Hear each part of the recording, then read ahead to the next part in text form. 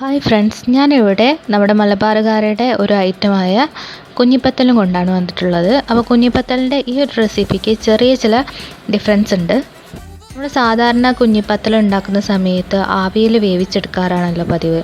പക്ഷേ കുറേ ഉണ്ടാകുന്ന സമയത്ത് നമുക്ക് ആവിയിൽ വേവിച്ചെടുക്കലൊരു ബുദ്ധിമുട്ടായി തോന്നും.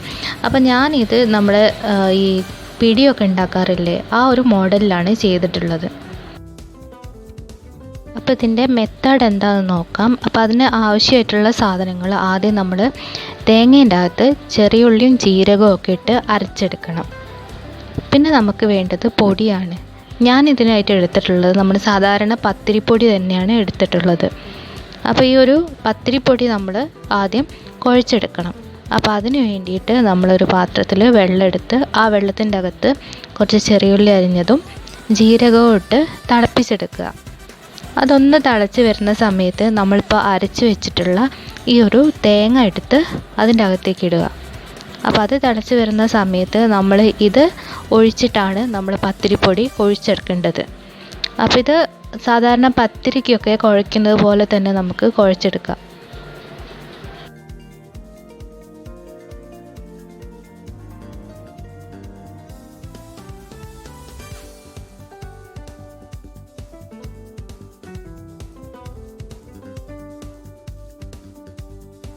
കുഴയ്ക്കുന്ന സമയത്ത് വേണമെങ്കിൽ കുറച്ച് എണ്ണയും കൂടെ ചേർത്ത് കുഴച്ചെടുക്കാം.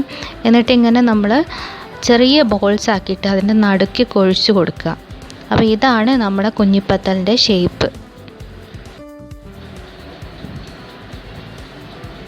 ഇനി കുഞ്ഞിപ്പത്തൽ സാധാരണ രീതിയിൽ നമ്മൾ ആവിയിൽ വേവിച്ചെടുക്കാറാണ്. പക്ഷേ അത് കുറേ ഉള്ളതുകൊണ്ട് ഞാൻ കുറച്ച് വെള്ളം അടുപ്പത്ത് വെച്ചിട്ട് അത് തിളച്ച് വരുന്ന സമയത്ത് ഈ കുഞ്ഞിപ്പത്തൽ അതിൻ്റെ അകത്തേക്ക് ഇട്ട് കൊടുത്തു. അപ്പോൾ അങ്ങനെ ഇടുന്ന സമയത്ത് നമ്മൾ ആദ്യം തന്നെ എടുത്ത് ഇളക്കരുത്. അത്യാവശ്യം നന്നായിട്ട് വെന്ത് കഴിഞ്ഞിട്ട് മാത്രമേ നമ്മൾ ഇളക്കാവൂ, അല്ലെങ്കിൽ അത് പൊടിഞ്ഞു പോകും. അപ്പോൾ ഇതിങ്ങനെ വെന്ത് വരുന്ന സമയത്ത് നമുക്ക് ഇതിൻ്റെ അകത്തൊരു ആ ഒരു പൊടിയൊക്കെ കലങ്ങിയ ഒരു ലിക്വിഡും കൂടെ കിട്ടും. പക്ഷേ നമ്മൾ കുറച്ചൊന്ന് വറ്റി കിട്ടാൻ വേണ്ടി വെയിറ്റ് ചെയ്യണം.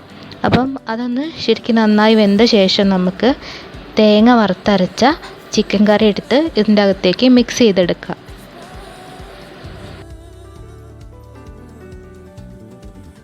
അപ്പോൾ ഇങ്ങനെയാണ് ഞാൻ കുഞ്ഞിപ്പത്തൽ ഉണ്ടാക്കിയെടുത്തിട്ടുള്ളത്. ഇത് കഴിക്കാൻ നല്ല ടേസ്റ്റ് ആയിരുന്നു. ഒന്ന് പരീക്ഷിച്ച് നോക്കുക എല്ലാവരും.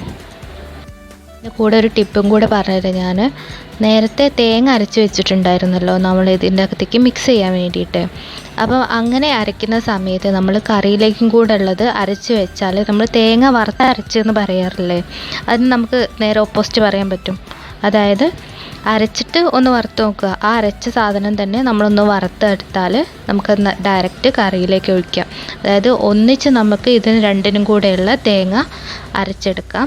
അപ്പോൾ കുറച്ചും കൂടെ എളുപ്പമായിരിക്കും നമ്മുടെ പണി.